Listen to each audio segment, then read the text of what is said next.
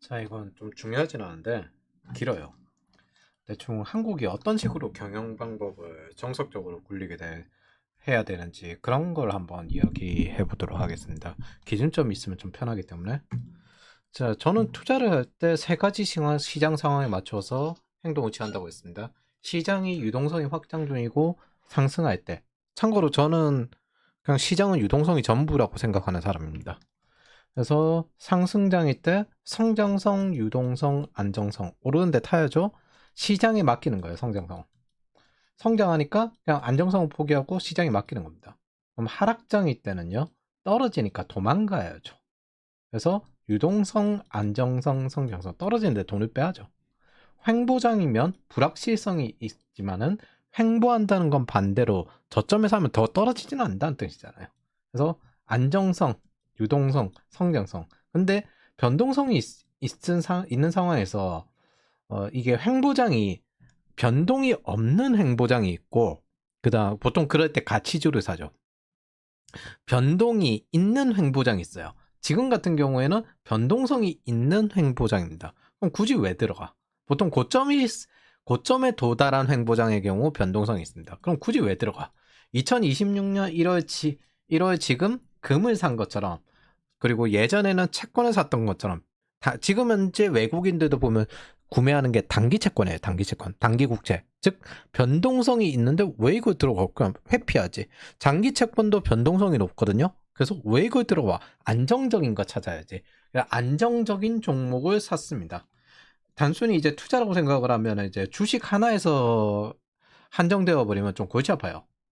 내가 선택할 수 있는 게 몇 개 없기 때문에. 여기서 말하는 이제 안정성은 비용 감소, 즉 수익성에 가깝습니다. 뭐 수익성을 높여야지. 성장성은 포기를 해야지.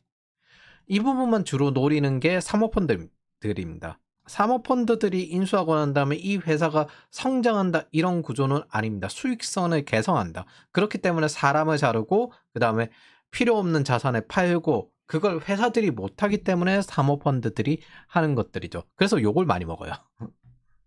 왜냐하면 제일 싫어하는 거 하니까. 안주했던 사람들을 잘라내니까. 자, 그래서 모든 경제는 무역수지 흑자, 인플레이션, 일자리 이 중에서 두 가지밖에 못 찾습니다. 정확히 이야기하면 두 가지씩 골라서 잡을 수밖에 없다는 겁니다. 예를 들어 학생들이 처음 공부를 시작할 때는 이제 공부하는 거 주력으로 하고 자격증을 따야 되겠지만은 취업 부분에 가까워질수록 이제 공부가 어느 정도 수준에 도달했기 때문에 자격증과 공부의 우선순위가 바뀌게 됩니다.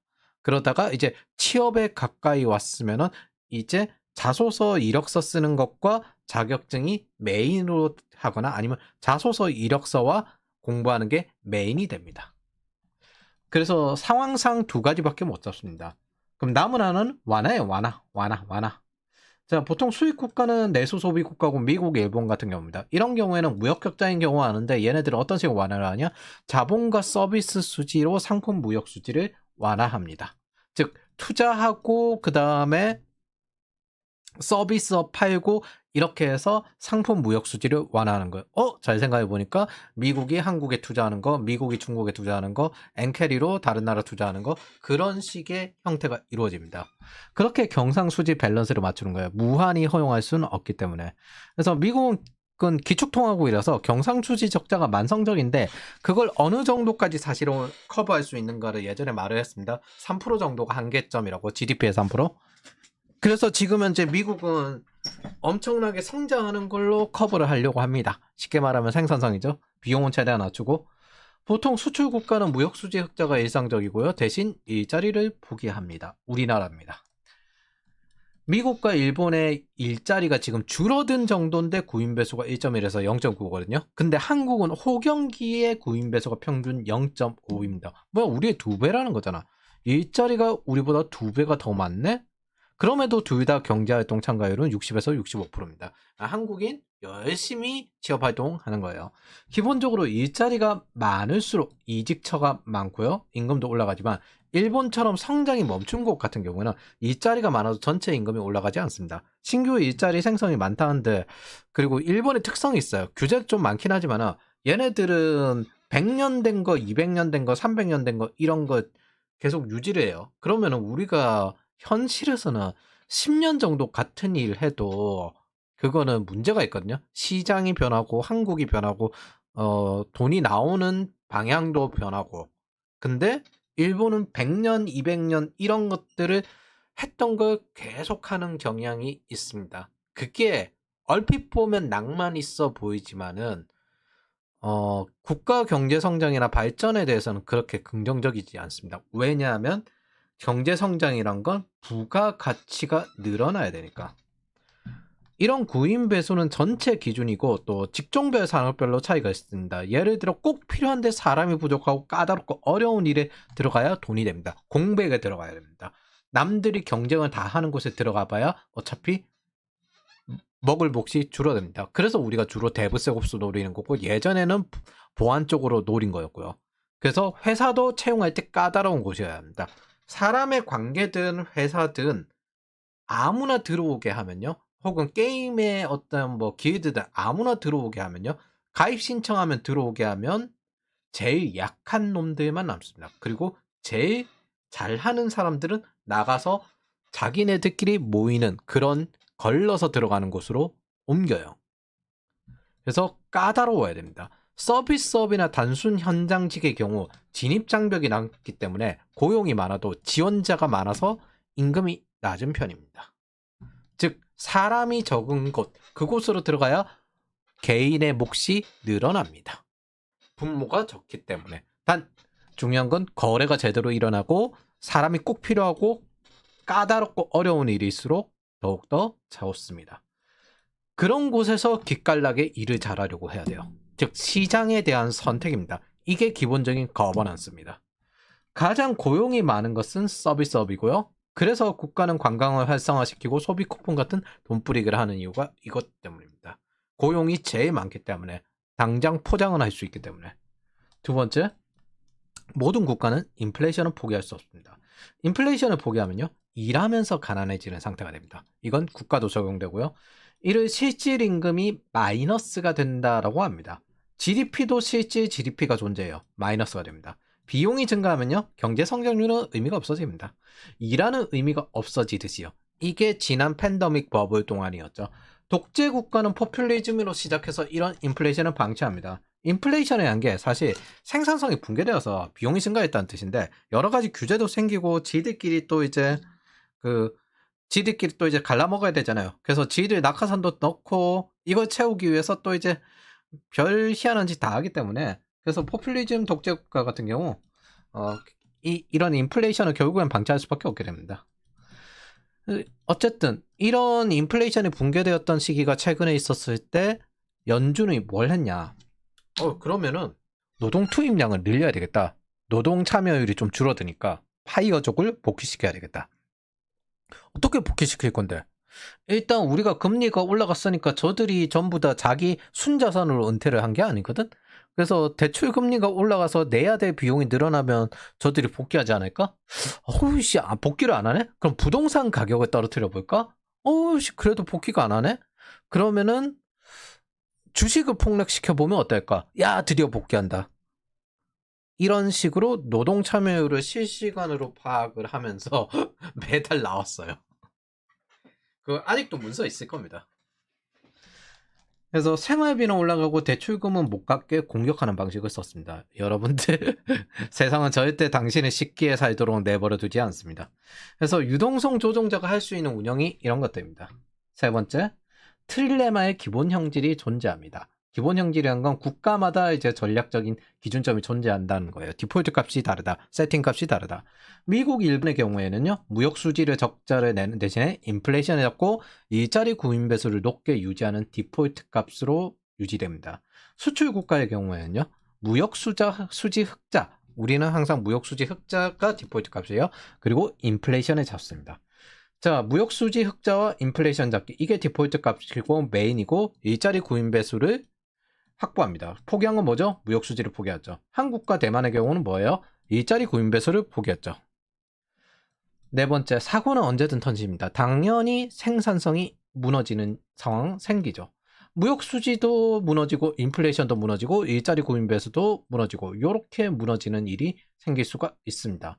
무역 수지도 무너지고 인플레이션도 무너지고 일자리 구인 배수도 무너지고 이렇게 무너지는 경우가 생길 수도 있습니다. 무슨 뜻이야? 여기도 이건 적자잖아. 원래 적자잖아. 더 무너진다는 뜻이에요. 뭐야? 흑자가 무너지면 적자란가? 그럼 이거 더 무너진다는 뜻입니다. 그거를 이제 순서대로 보여드리려고 합니다. 예를 들어 지난 2022년에서 2025년 미국 그리고 현재 일본을 봅시다. 미국은 인플레이션 기간 동안 무역수지 적자가 더 커졌습니다. 저거를 막아내겠다고 트럼프가 지금 들어간 거거든요. 지금 이 끝에 쫙 줄어든 거 보이죠? 저거 지금 현재 막아내겠다고 트럼프가 들어가서 발버둥을 치고 있는 거예요. 어떻게 나라가 망한 상황인데 어떻게 하면 좋겠느냐 하면서 베센트한테 물어서 원유를 3% 333 계획으로 원유를 3% 관세 때리면서 그렇게 해라. 그래서 이런 식으로 줄어들고 있는 겁니다. 리쇼어링 빡세게 하면서요. 자, 인플레이션 무너진 거 지금 열심히 빡세게 해서 잡았죠. 미국은 내가 안 넣었구나. 어쨌든 인플레이션 트럼프가 급속히 잡았고요. 지금 현재 그래서 일자리 감소시켰습니다. 즉 무역수지 적자를 줄이고 인플레이션을 잡는 대신에 일자리 구인 배수 확보를 어느 정도 포기한 상태죠. 이걸 뭘로 완화하느냐? 불법 체류자 쫓아내는 걸로 완화했습니다. 그래서 미국에는 지금 현재 불법 체류자가 늘어나면 안 돼요. 외국인들이 들어와가지고 거기에 일하면은 미국 자국민이 취업하기 어려워집니다. 앞으로 점점점 들어가기 힘들어질 거예요. 그래서 이런 상황이 생산성이 급격히 무너졌을 때 일어납니다. 내부의 공급이 줄었을 때 이런 일이 발생합니다. 트럼프 전에 발생을 했죠. 바이든은 진짜. 자, 같은 시기에 한국을 보면요. 요게입니다. 문재인 말기 때거든요, 이거. 이 여태까지 문재인이에요, 절반이. 지가 이렇게 물려줘 놓고 그 좌파놈들이 선동하는 건 전부 윤석열 때 힘들었다 이러고 앉아있습니다. 체감이 좀 늦게 오는 것도 있는데 기본적으로 이 인플레이션을 잡아야 되기 때문에 체감이 느껴질 수밖에 없죠. 근데 이렇게 급속히 줄였거든요. 저는 이거 줄인 게 진짜 못할 줄 알았는데 벗겨나던 사람이 이거 인플레이션 어떻게 줄여. 근데 돈 풀면 안 된다는 건 명확히 알고 명확히 줄이더라고요. 문재인 말기부터 무역수지가 줄어서 2022년 5월까지 문재인입니다. 무역수지가 줄고 적자가 되었다가 인플레이션을 잡으면서 무역수지를 회복했습니다. 좌파들 이런 거 올릴 때 특징이 뭐냐면요. 자, 2022년 윤석열이지. 야, 절반 니네라니까. 절반 니네라니까. 이때 받아가지고 이걸 커버해냈다니까. 이렇게 되돌려냈다니까. 근데 지들은 지네들 욕하는지도 몰라요. 그냥 무조건 선동하면 되기 때문에. 자, 한국 그래서 다 깨졌을 때가 무역수지 적자, 인플레이션 튀고요. 구인 배수는 이때 그래서 높였습니다. 유일하게 할 수 있는 게 이거니까. 인플레이션은 돈 안 푸는 걸로 밖에 못하는데 돈 뿌려서 구인 배수 높일 수는 있거든요. 자, 이게 자기 조직화 관계가 좀 있습니다. 거기에다가 자, 구인 배수 0.39, 0.5, 0.67. 2022년에 0.67이에요? 구인 배수가 좀 높아졌네? 즉 무역수지 적자가 되었을 때 정부는 이렇게 대응해서 이 구인 배수를 높입니다. 요걸 어떻게 하는지 이야기를 해드리려고 합니다. 자, 그러면 무역수지가 좋을 때는 어땠는데? 2020년, 2021년 2020년 구인 배수가 0.39 그리고 2021년 0.5입니다. 그리고 이게 문재인 때 진짜 플랫폼 국감하면서 진짜 어려웠는데 우리가 원래 0.5 평균이 아니었어요. 0.6 평균이었어요. 얘가 갉아먹은 겁니다. 문재인이 갉아먹은 겁니다. 이때가 박근혜 시기의 스타트업 버블이었거든요. 요때가 이제 MB가 그 서브프라임 대응할 때였고, 그래서 스타트업 키울 때가 제일 구인 배수가 높았습니다. 그리고 그거 일자리로 연봉 많이 올랐고 신규 인력 많이 확장되었죠. 그리고 그걸 예전 관성으로 그대로 생각하고 연차되었다고 이제 지금 현재 이직해야지 하고 회사 나와서 한 1년 쉬고 이직해야지 이러다가 지금 회사 갈 데가 없는 사람들이 생각보다 많죠. 반면 지금 현재 2025년 12월 상태 수출 무역 수지는 사상 최대입니다. 사상 최대인데 구인 배수는 0.4. 외환위기 이후 제일 어렵다. 이거 왜 그럴까요? 코로나19도 19보다 어렵다. 이거 왜 그럴까요? 이걸 리짜이밍은 소비 쿠폰을 뿌려서 그렇다고 생각하는데 무역 수지가 최대치라서 어려운 겁니다. 그리고 진해가 플랫폼 국감으로 잡아놔서 건실하게 버틸 수 있는 청년 기업들 다 죽여서 그렇습니다. 그래서 만약 20, 30대인데 리짜이밍을 찍었다면은 애초에 그 족속은 취업을 못했어야 정상인 겁니다. 그리고 지금 현재 취업이 어려운 사람들은 리짜이밍을 찍은 족속들 때문에, 그리고 2021년부터 플랫폼 국감을 했습니다. 즉 5년 넘게 했다는 거예요. 그 신규 일자리를 죽이려고 했던 걸 방치했던 대가도 치르는 겁니다. 즉 무역수지 흑자, 인플레이션 잡기, 구인배수 감소의 형태가 디폴트 값인데 무역수지가 깨졌을 때 구인배수에 넣습니다. 자, 그러면 생산성이 극단적으로 증대해주면 어떨까요? 이건 생산성이 극단적으로 떨어질 때는 다작살나고, 기본적으로 무역수지가 과도하게 올라갔을 때는 뭐 일자리가 줄어든다. 일자리가 줄어들면 사실 임금도 적게 올려도 돼요. 이걸 잘 생각해야지. 분자가 줄어들었는데. 자, 그럼 생산성이 극단적으로 증가하면 어떻게 될까? 셋 다 좋아하는 일이 좋아지는 일이 생깁니다. 지금 대만이 그렇거든요. 대만의 무역 수지가 올라가고요. 그리고 실업률도 더 떨어지고요. 신규 일자리가 더 늘어났다는 거잖아요. 그리고 대만 인플레이션. 지금 이제 외국인도 채용하고 있던데 우리나라 사람이 가기에는 임금이 너무 낮아요. 그래서 그리고 대만 인플레이션율도 떨어지고 있습니다. 뭐야, 셋 다 좋아졌네? 생산성이 극단적으로 증대할 때 이렇게 됩니다. 심지어 이렇게까지 합니다. 돈 벌자 나라비부터 갑니다. 대만의 알뜰한 가계부 정책. 이게 뭐다? 우리는 전쟁이 나면 한 번에 환율도 뛰고 국채금리도 뛰기 때문에 대비를 잘해야 한다. 그리고 반도체 사이클이 끝날 때 적절하게 대응할 준비를 해야 한다. 부러워할 필요 없습니다. 임금 낮아요. 같은 언어권에서 중국어를 쓰는 대인구 국가, 저임금 국가가 있다는 게 재앙입니다. 그게 대만의 최악입니다. 자, 6번째. 경제 성장은 그래서 인플레이션입니다. 그러면은 GDP도 인플레이션이에요. 우선은 요거 밑에 좀 길게 설명을 해야 되는데, 이게 제가 대충 귀찮을 때 뭐라고 설명하냐면 GDP는 국가 총매출이에요 이렇게 설명하거든요. 사실 아니에요. 보면 소비, 투자, 정부 지출, 수출, 수입이잖아요. 수입이 빠지잖아요.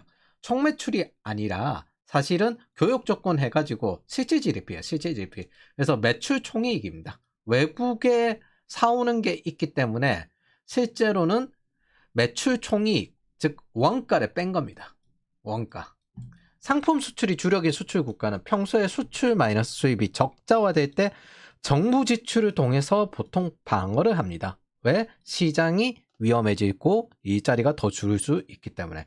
하지만 인플레이션 때는 모두 줄여야 합니다. 왜? 다이어트를 해야 되기 때문에. 지금은 이제 당뇨 합병증이에요. 당신이 이대로 가면 죽어요. 그걸 다이어트를 하면서 줄이는 겁니다. 그리고 체감 경기가 제일 최악일 때가 인플레이션 때거든요. 그리고 그거 잡을 때도 최악이에요. 고통스러워서. 만약 수출 국가에서 수출 수입 둘 다 튀는데 확장 재정을 하면 어떻게 될까? 그러면 요걸로 유동성도 늘어나고 수출 수입도 유동성도 늘어나고 정부 지출도 유동성도 늘어나고 그 다음에 이것도 유동성도 늘어나고 이게 다 됩니다. 일시적으로 GDP가 튀고 늘어난 유동성으로 통화량이 문제가 옵니다. 보통 수출이 증대되었을 때 소비, 투자 요 둘 중에 하나도 같이 증대되어 있거든요. 보통은 투자가 증대되어 있습니다. 수출이 늘어났을 때. 그럼 정부 자금까지 여기에다 같이 들어가게 되면요. 성장 사이클이 짧아집니다. 왜냐하면 자본 비용이 올라가기 때문에. 얼핏 보면 이지머니화 되는 것 같지만은 할인율이 올라가요. 국채금리도 올라가게 되고 인플레이션이라고 했잖아요. 경제성장. 그래서 그걸 빨리 끝내게 만들어집니다. 왜? 비용이 증가하니까. 요거는 요 밑에 이제 실질 GDP가 어떻게 동작하는지 그걸 알아보면 합니다. 무엇보다 수익 국가의 소비 사이클, 산업 반도체 사이클 같이 사이클이 한번 중단되었을 때, 대만이나 한국 같이 반도체 사이클이 중단되었을 때 정부는 대응할 여력을 스스로 줄이게 되는 문제가 됩니다. 그래서 수출이 잘 될 때 돈같이 풀면 안 돼요. 수출이 잘 될 때 재정을 줄여야 됩니다. 8번째, 즉 수출 국가의 정부는 기업과 개인과 반대로 갑니다. 수출이 잘 될 때는요, 시장이 성장 상태죠. 정부는 세금을 갚고요. 잠깐만. 잘 생각해보면 정부가 세금을 많이 걷는 상태잖아, 수출 잘 될 때. 근데 정부가 세금을 갚는다고? 부채를 갚는다고? 네, 부채 갚습니다. 시장 유동성이 풍부하면요, 정부가 추가 유동성을 투입할 이유가 없고 오히려 투입할 경우 자본 비용이 증대해서 사이클을 초칩니다. 그래서 옛날에 이런 말이 있어요. 제발 뭐 좀 도와줄까 그거 하지 말라고. 정부는 관심을 가지지 말아달라고. 신규 사업 들어오면 정부가 어떻게 도와줘야 되나 이거 하고 있는데 제발 관심을 가지지 말아달라고.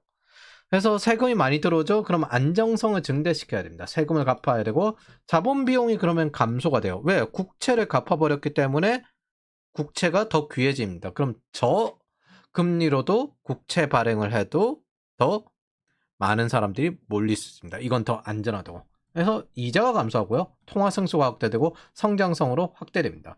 개인과 기업은 이때 투자를 하죠. 성장성, 유동성, 안정성. 열심히 투자를 해가지고 수출이 잘 될 때 반도체 사이클을 먹어야죠. 특히 한국같이 단기적으로 팍 올라가는 나라의 경우. 정부는 뭐 하냐면 이때 정상적인 정부라면 안정성을 추구하고 안정성을 확대하고 그 다음에 어느 정도 유동성도 보유하고 굳이 국채를 발행하지 않아도 되도록 그래서 무슨 사고 같은 거 낼 때 긴급하게 써야 되겠죠.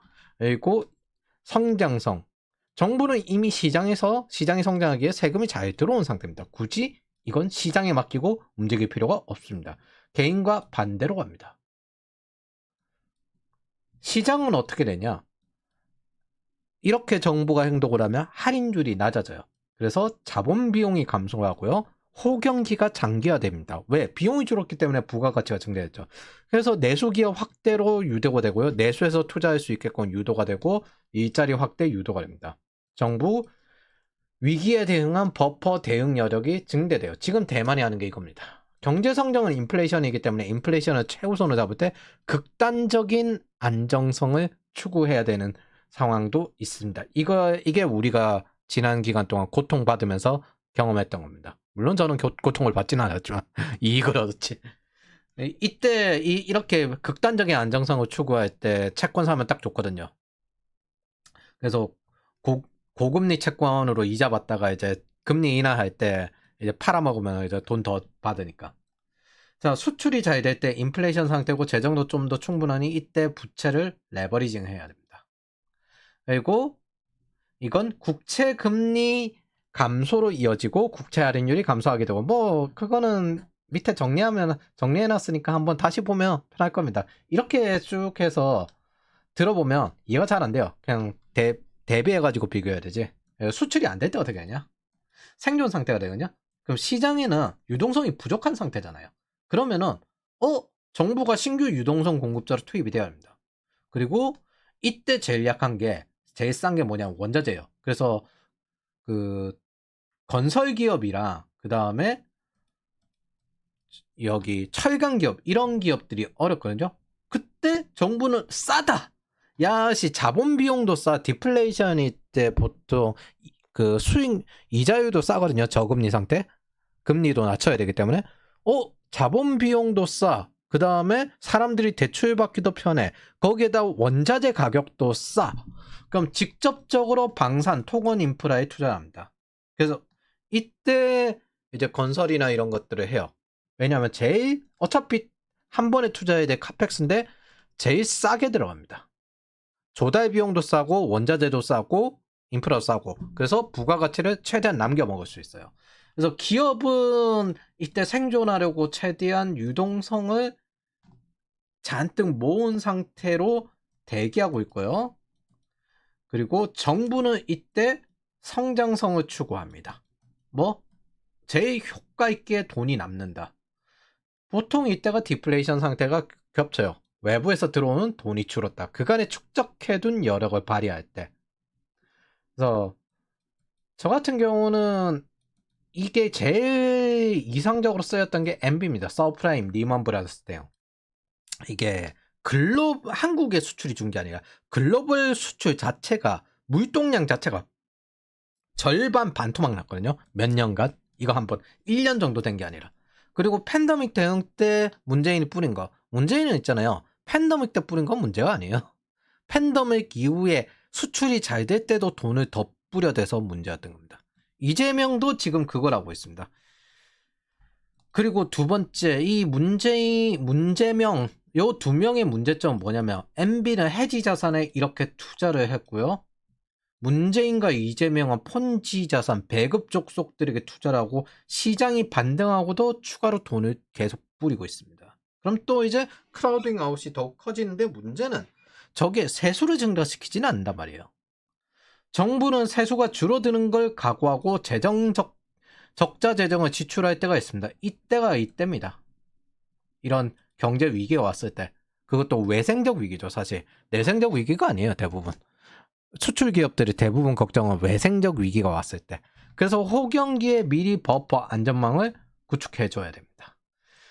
이게 수출 국가가 이렇게 하지 않으면 성장을 하지 못하는 것도 있는데, 외생적인 위기, 그러니까 미국이나 일본이나 중국이나 유럽이나 이런 소비가 줄어들었을 때 이런 것들에 대한 대응이나 아니면 지금처럼 관세가 올라갔을 때 그런 것들은 대응을 해야 된다.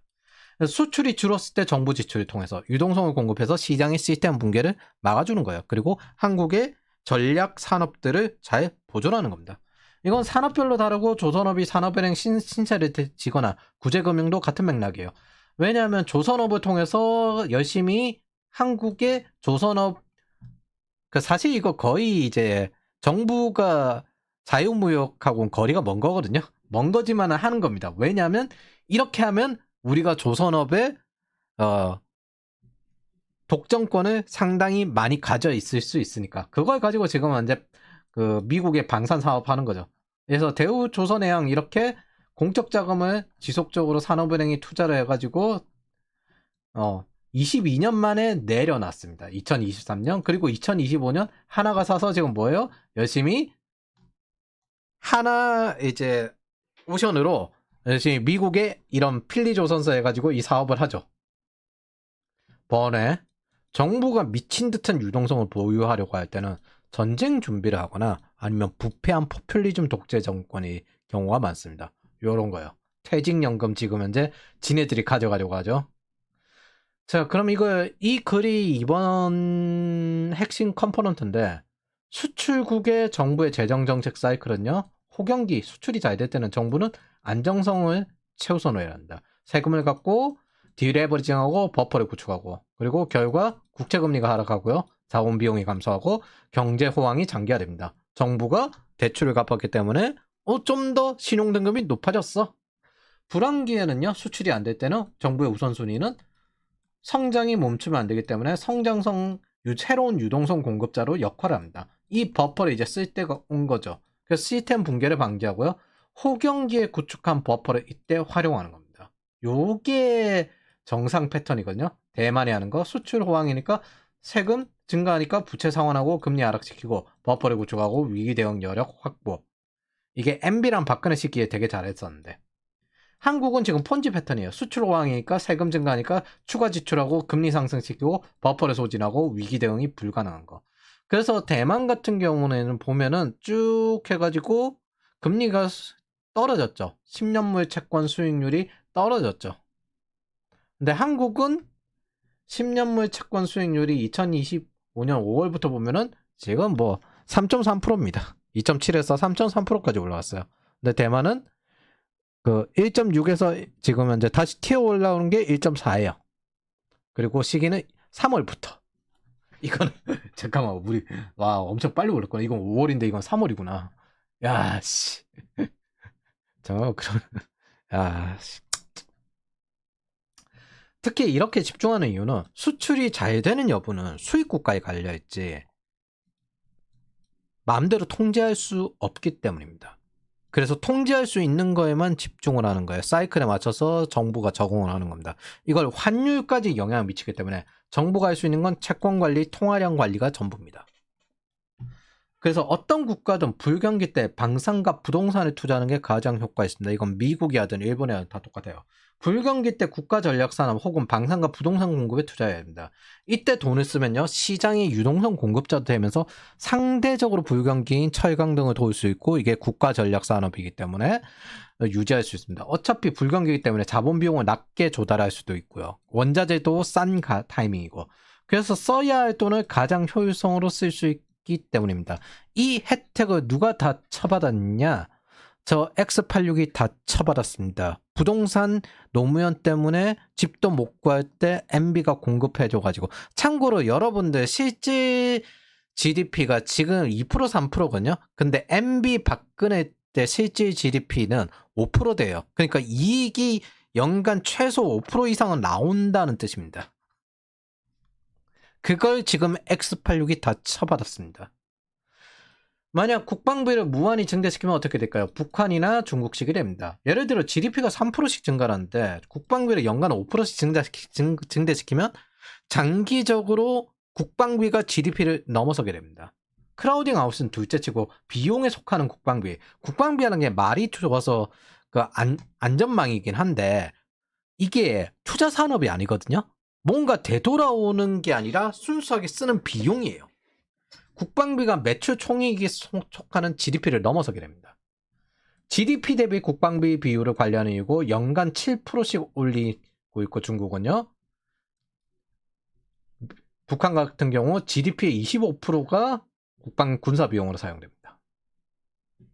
즉 정부 지출은 할인율을 증가시키는 것이기 때문에 만능이 아닙니다.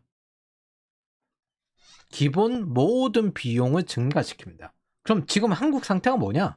국방비, 무기, 인프라에 써야 할 낮은 국채 시기를 소비 쿠폰으로 써버린 겁니다. 그래서 지금 현재 돈도 없고 국방비도 밀리는데 이 돈을 여기 낮은 국채 시기에 소비 쿠폰에 써버렸어요. 그것도 지방재정까지 동원해가지고. 지금 뭐가 빠졌냐면 전투 예비비, 탄약 등 무기도 미지급인데 북한은 뭐 한다고 했어요? 전쟁이 일으킨다. 우리는 전쟁 준비를 하고 있다. 10번. 정부의 국가부채 관리는 전쟁 대비이기도 합니다. 전쟁은 무기, 병력뿐 아니라 전쟁 보급을 지속할 수 있는 전쟁 지속력입니다. 필연적으로 이게 인플레이션을 동원하거든요. 그래서 인플레이션 상태의 전쟁을 맞으면 제일 힘들어요. 북한이 도발한다면 저는 한국이 인플레이션 상태에 도발할 거라고 생각을 합니다. 그래서 화폐 가치가 유지가 필요하고요. JP 모건이 1차 세계대전에 한 일은 영국과 프랑스의 화폐 가치를 유지시켜주는 것이었습니다. 참고로 러시아가 침공할 때 자기네들 디플레이션이고 미국 인플레이션 때 러시아가 침공했습니다. 그래서 인플레이션을 더한 상태로 치고 들어온 거예요. 국가 부채가 낮은 국가일수록 국가 부채가 높은 국가보다 훨씬 더 전쟁에 유리하겠죠. 지속력에서. 게다가 주변에 우리나라보다 전쟁 지속력이 낮은 국가는 없습니다. 11번째. 즉 기본 방식은 다음과 같습니다. 디플레이션 때 혹은 전쟁 시 정부가 인플레이션을 일으키면서 통화량을 늘리는 역할을 합니다. 유동성 공급자가 되어줍니다. 호경기인 인플레이션 때는요, 정부는 인플레이션인 경제 성장률로 부채를 녹이면서 재정 안정화를 진행합니다. 그리고 이게 개인이 주담대를 갚는 방식이면서 2차 세계대전 때 이 높은 국가 부채, 미국의 정부 부채거든요. GDP 대비 120%입니다. 이걸 녹이는 방식으로 한 게 미국도 유럽도 이런 방식으로 했습니다. 이게 원래 정석 케인즈예요. 원래 정석 케인즈는요, 이런 식으로 호경기 때는 국가 부채를 갚아 나가는 방식을 쓰는 게 정석인 케인즈입니다. 케인즈가 특히나 영국 애국자라 가지고 이런 거에 대해서 철저했거든요. 그런데 신케인즈주의는 뭐냐? 무작정 뿌려야 된다. 아이씨, 그 국가 부채는 상관없다. 이런 식으로 나섰죠. 그게 우리가 마주한 팬데믹 버블이고, 팬데믹 버블을 겪고 난 다음에 야씨 이놈들은 못 써먹을 놈들이다로 되돌아왔습니다. 11번째. 재정을 막 써야 한다는 건 무적 함대 이전에도 그 이후에도 동일하게 절대 왕권과 같은 독재자의 전형입니다. 스페인은 무적 함대 패전 이후 망한 게 아니에요. 이걸로 안 망했어요. 여전히 스페인은 잘 나갔어요. 전쟁으로 나라 빚을 탕진하면서 이탈리아 유대 금융 돈은 못 감고 사제와 상인인 유대인들 재산도 빼앗아 쓰면서 망했습니다. 그래가지고 그 사람들이 네덜란드로 갔고요. 신교인으로. 그래서 신교인들은 엔지니어들도 많고 스페인의 소금 그리고 네덜란드의 청어를 가지고 네덜란드를 기축통화국으로 만들었다가 그 이후 영국으로 넘어갑니다. 같은 기간 동안 영국 여왕 엘리자베스 1세는 절대 왕권 같지만 이 사람 돈 쓴 거 왕실 재산을 썼어요.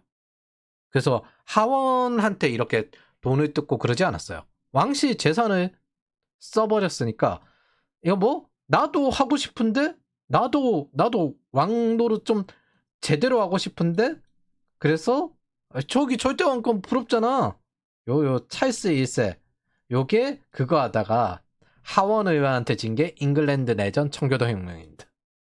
세금 전환 권리가 하원 의원이 정하거든요. 그래서 찰스 1세는 죽으면서 역시 그 누구보다 인민의 자유를 갈망해놓으라 주장했다. 그러면서 그는 개인과 군주의 권리는 완전히 다르다면서 의회가 국왕의 통치권을 넘볼 수 없다. 사실 의회도 별로 안 열었어요. 절대 왕권 시대 이게 엘리자베스 1세의 절대 왕권은 좀 달라요. 이게 이쪽의 절대 왕권은 내가 왕이고 그 다음에 신이 나를 도우신다 이런 거라면 엘리자베스 1세는 나는 국가 결혼한 가장 헌신하는 사람이다. 요런 관점입니다. 그래서 국가를 위해 헌신, 희생하는 입장을 취했는데 스페인 왕조나 프랑스 왕조 이런 거는 이쪽을 따라하고 싶었던 거예요. 이 찰스 1세는. 이 선대에 좋은 사례가 있는데 그래서 자신이 곧 국가가 되고 싶었던 겁니다. 그 결과 모가지가 날아갑니다. 왕의 목은 프랑스보다 영국이 먼저 쳤습니다.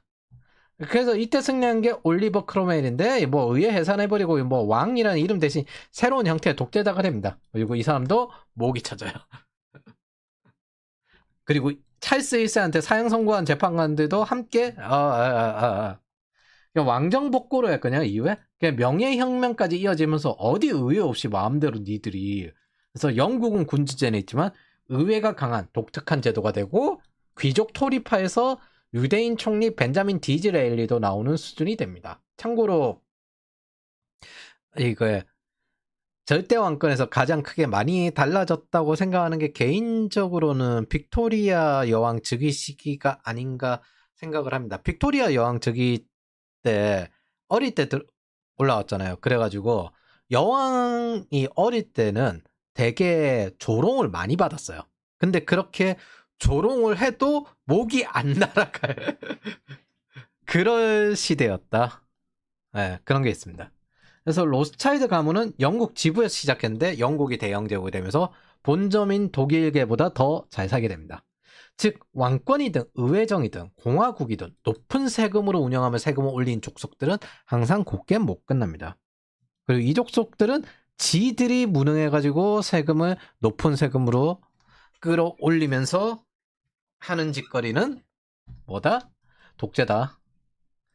우리나라 같은 경우에도 기본적으로 조선시대 이후부터 뭐 연산군이든 3.1운동이든 예, 대중세금 올리면은 곱게 못 끝납니다. 12번째, 진짜 경제성장은 부가가치입니다. 이게 두 번째 컴포넌트인데 여러분들은 이제 가치가 뭔지 알죠? 경제성장은 인플레이션입니다. 그리고 GDP도 인플레이션이에요. GDP 공식 이거 합친 거잖아요? 소비, 투자, 정부 지출, 수출 모든 경제활동 다 합친 거 거기에다가 비용 뺀 거 GDP는 국가 총매출입니다. 사실 반만 맞는 소리라고 했어요. 자, 모든 부가가치 즉 밸류 애드는 여기서도 통화승수, 투자 대비 이익에 영향이 나옵니다. 여러분들은 가치가 뭔지 알아요. ROIC-웹 오직 할인율 이상의 리턴으로만 결정이 납니다. 7%고 할인율이 5%면 2%의 부가가치가 나오는 겁니다. 이게 진짜 경제 성장입니다. 얼마나 증대했는가. 생산성이. 즉 현금 흐름을 적용하면요. 원가를 뺀 매출 총이익이나 영업이익에 가깝습니다. 이걸 부가가치를 현금 흐름으로 적용해서 GDP는 매출 총이익 또는 영업이익, 이게 약간 서비스업 들어가면 인건비도 들어가야 되기 때문에 예, 영업이익에 가깝다고 말할 수 있습니다. 왜 두 가지로 오갈까요? 사실 순수하게 저임금으로 운영되는 후발국 경제에서는요, 인건비보다는 자본 비용이 훨씬 많이 듭니다. 근데 선진국 경제에서는 마케팅 비용 인건비도 훨씬 듭니다. 즉 영업이익급으로 따질 수 있는 수준은 그 나라 급이 정해지는 거예요. 즉 경제 구조에 의해서 좀 영향이 달라지긴 합니다. 뭐 어느 쪽으로 하든 결국에는 이게 중요한 게 아니라 경제 성장의 진짜는 밸류애드, 통화 승수도 정부가 돈을 뿌린 대비 얼마나 통화 승수, 돈이 오가가지고 거기서 새롭게 부가가치를 창출하느냐, 그거잖아요. 그런데 크라우딩 아웃은 뭐예요? 정부가 뿌렸는데 통화 승수가 오히려 줄어들더라. 줄어들었다는 건 무슨 뜻이다? 정부 국채로 돌아갔다. 혹은 외국으로 나가버렸다. 모든 부가가치는 그래서 밸류애드입니다. 그리고 여러분들은 그 진짜 가치가 뭔지 ROIC가 왜 이상이 될 때 가치가 창출이 된다. 그럼 이하가 되면 가치가 파괴된다. 가치가 파괴되는 걸 우리는 뭘로 본다? M2 통화량이 줄어드는 통화 승수가 감소하는 걸로 본다. 본원 통화량이 증가한 것보다. 이게 진짜 여러분들이 아는 실제 GDP입니다. 경제 성장이라 불리는 게 이게 진짜입니다. 이 가치의 원리는 동일하게 국가에게도 개인에게도 적용이 됩니다. 경제 성장이 인플레이션이라는 뜻은 실제로는 실제 GDP가 중요하고요. 실제 남는 돈, 잉여 현금 흐름에 영향을 미칩니다. 그리고 정부는 저 잉여 현금 흐름에서 세금을 걷어가지고 어떻게 한다? 호경기 때는 갚아야 되고 불경기 때는 통화 승수를 증대시키기 위해서 뿌려야 되는데 그건 크라우딩 아웃에 영향이 있다. 하지만 어려운 시기를 넘어갈 수 있게끔 사람들을 돕는 행위다. 그리고 그 중요한 타이밍에 한 짓이 지금 국가부채나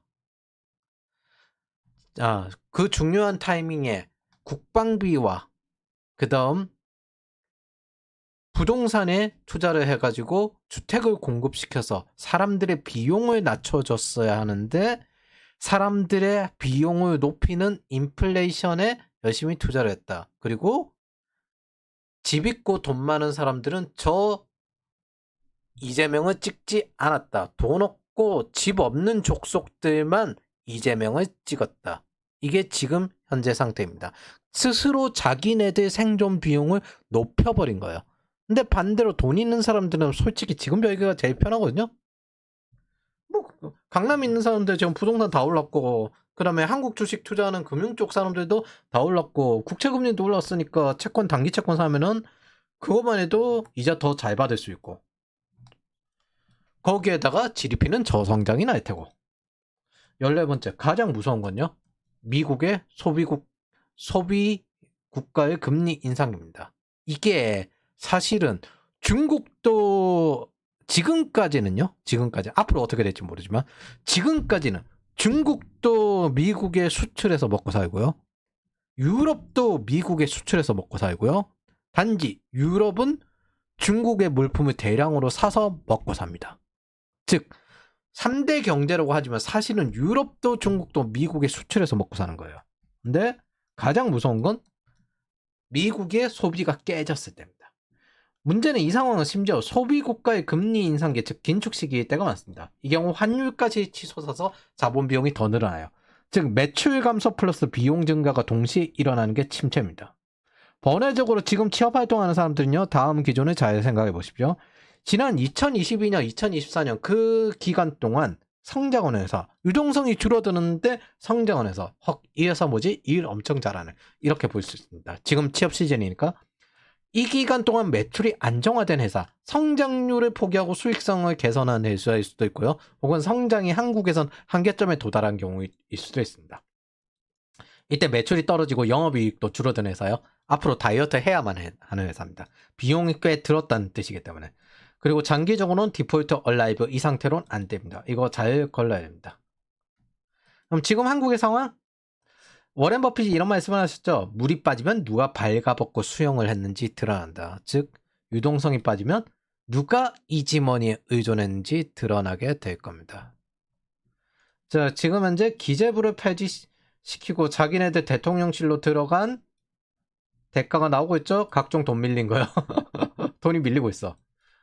돈이 밀리고 있어. 그리고 앞으로 개선할 상황도 안 보여. 저거 기재부에서 자꾸 태클 거니까 문재인 때부터 없애고 싶어 했거든요. 그래서 인터뷰는 예전에 윤석열 시절의 인터뷰는 2022년 5월에 인터뷰한 거 가져와가지고 네, 윤석열 정권이 2022년 5월에서 4월에 했거든요. 네? 7월에 재임관 육군 장교가 했다. 육군은 뭐 어쩌고저쩌고. 근데 이 인터뷰 내용이 5월에 한 거예요.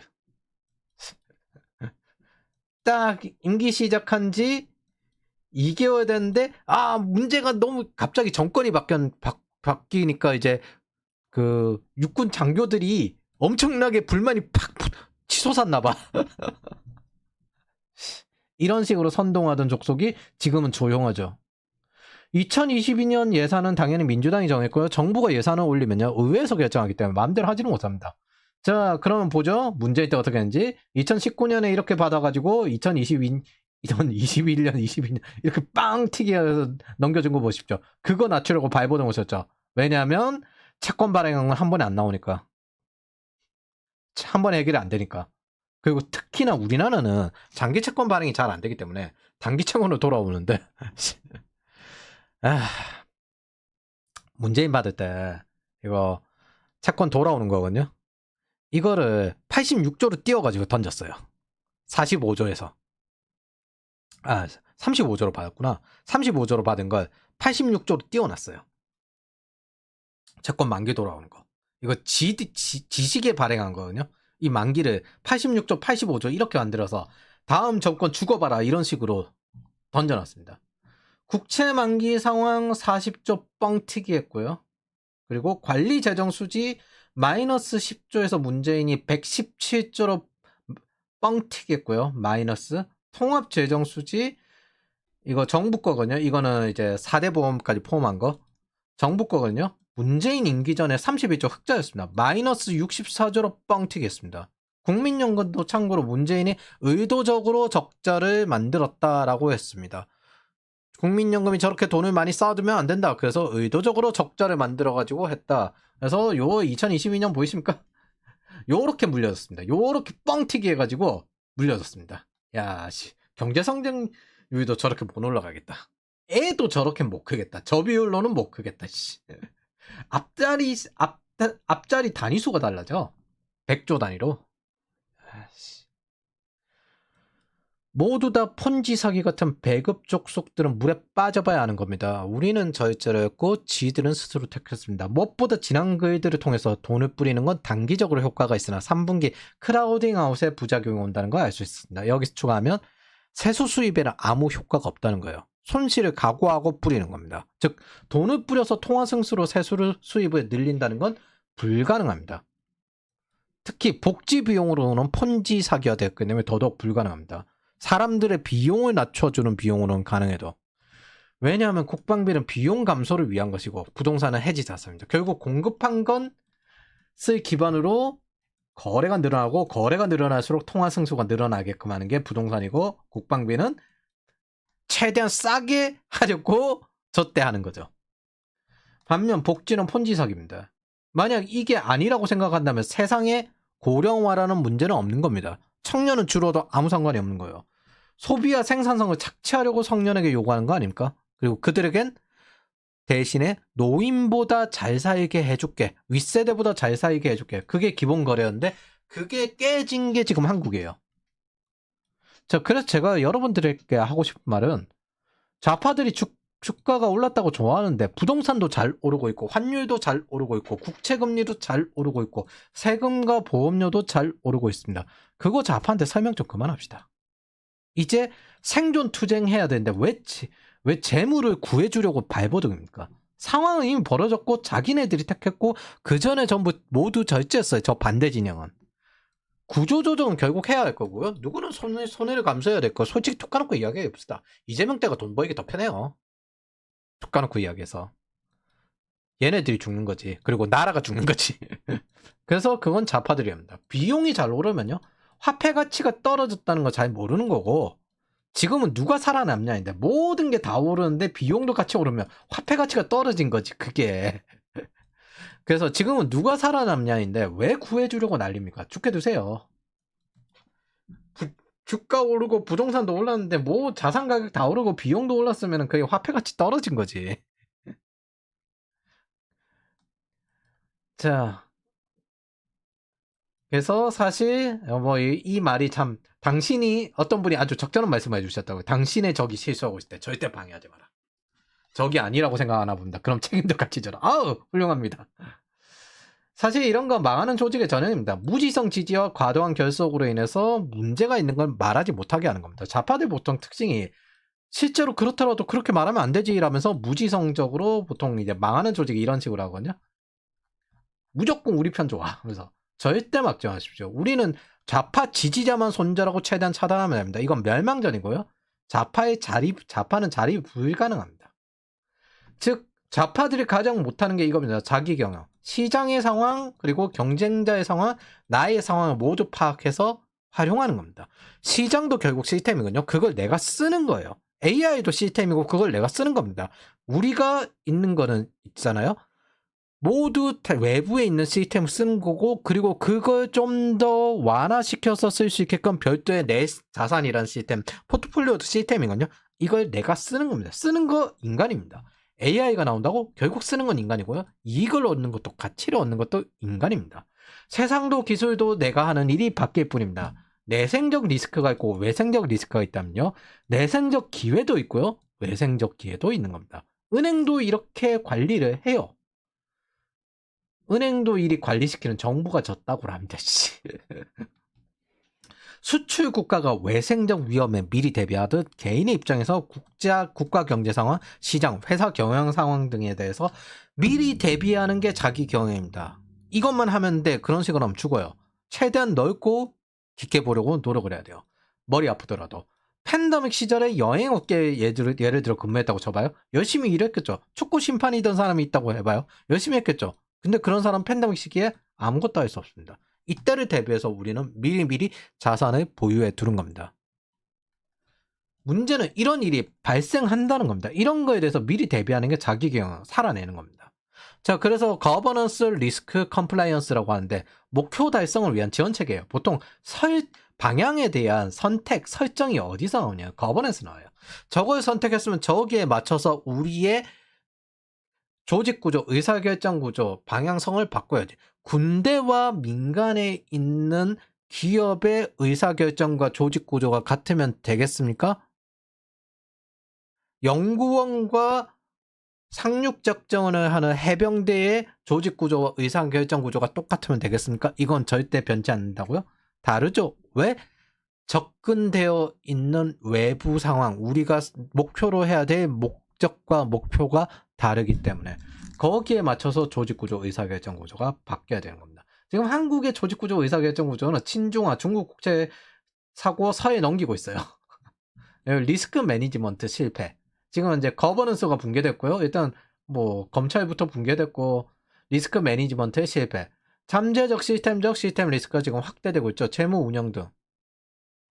지금 이거 좌파들이 지금 부수고 있죠. 국채금리가 상승하고요. 환율 상승하고 재정 저가 늘어나고요. 국채금리 상승했다. 신용등급 떨어졌다는 거잖아요. 사실은.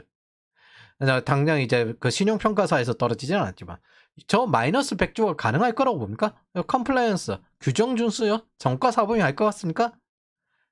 참고로 부동산 엄청 빨리 잘 공급하겠습니다 라고 한 게 선거 구호였습니다. 서울의 부동산을 신속하게 공급하겠습니다. 그러나 신속하게 공급이 안 됐죠.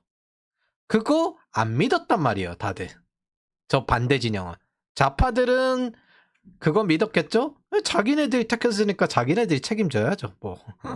증시 폭락 아직 발생을 안 했는데 요거 폭락하면 아주 재밌어질 겁니다. 오늘 환율이 깨졌기 때문에. 자, 여기서 중요한 거. 인간은 있잖아요. 이런 것도 왜 하냐? 왜 이렇게 거버넌스를 이런 GRC급 만드냐? 하루 이틀 할 거 아니니까. 인간은 한 달간 할 일을 높이 평가하고요. 10년간 할 수 있는, 내가 해낼 수 있는 일은 우습게 보는 경향이 있습니다. 근데 리스크는 아닐까요? 자, 문재인 시작한 지가 얼추 이제 한 9년쯤 되는 것 같아요. 2019년? 8년 정도 됐네요. 8년, 7년. 자, 리스크는 지금 현재 10년 넘게 쌓이겠죠. 이거 얼마나 쌓일지 모릅니다. 뭐 다 알죠? 리자이닝의 거버넌스는 뭐 방향은 어디다? 중국 공산화지. 2019년 공수처 중국 거 뺏긴 것 검찰 장악하려 해. 2022년 뭐 검수완박. 사회주의 중국 공안 제도가 롤 모델. 2025년 중국식 공안 통치 체제 검찰 개혁안. 중국의 공안 제도가 검찰 경찰청 수사구조 개혁 당장. 중국 공안 제도가 우리나라 현재 형사소송법보다 좀 더 선진적입니다. 한마디로 우리나라 법은 중국 법보다 못한 법입니다. 자, 이러니 저러니 하는데 지금 좌파가 저렇게 리스크 쌓은 거 정권이 터지고 그게 보수 코퍼러티즘이 되면 지지자에게 떠넘길 겁니다. 좌파 지지자 때 일하는 사람 공격하고 보수 코퍼러티즘 때 또 이제 해결해야 된다면서 모두에게 혹독한 고통을 요구하게 될 겁니다. 세금은 그냥 나오지 않잖아요. 고통 겪으면서 일하는 사람 공격하고 뭐 일 안 하는 배급견을 공격할 것 같습니까? 방법은 이 사람들 공격하는 것밖에 없어요. 차라리 좌파 지지자라도 제대로 무너뜨려서 밟아버리면 모르겠는데 보수 코퍼러티즘은 우리 서로 사랑해야 됩니다 이럴 겁니다. 장담하건대. 저기 한덕수가 저지랄한 것처럼. 자유진영에서 벗어나려고 하고 좌파 지지자들에게 동조한 반역자 같은 족속들을 무너뜨리는 일은 하지 않을 겁니다. 근데 멸망전은 저쪽에서 먼저 걸었다고요. 그럼 차단이나 하고 욕이나 하면서 삽시다. 뭔 착한 척 하고 있습니까? 그 설명을 왜 하고 앉았어? 차단이나 하고 욕이나 하면서 삽시다. 우리가 자기 경영으로 대비해야 될 건 이런 세상입니다. 어쨌든 슬슬 이 좌파 지지자들과 좌파 국가들에게 지옥행 특급 열차가 보일 것 같거든요. 제가 그리고 장담하건대 한국에서 대중세금 올린 족속들 중에 곱게 죽는 경우 없습니다. 리짜이밍이나 문재인이나 곱게 죽진 못할 겁니다. 어쨌든 누군간 저걸 해결해야 될 텐데 그 해결할 수 있는 사람이 요 사람들밖에 없기 때문에 떠넘기려고 할 거랍니다. 그래서 여러분들은 여기에서 적응해야 되는 GRC를 정해놔야 돼요. 자기 경영을 정해놔야 돼요. 뭐? 워렌 버핏이 좋은 말씀을 하나 더 하셨죠. 배가 침몰하는 배를 고치는 것보다는 배를 옮겨 타는 게 더 낫습니다. 여러분들이 이 나라에서 도망을 가든 버티면서 이용을 하든 학생들에게 서포트하는 게 내 일이고 뭐 저는 어느 쪽을 가든 뭘 하든 살아남을 수 있을 것 같아요. 네, 여러분들도 잘 살아남아 봅시다.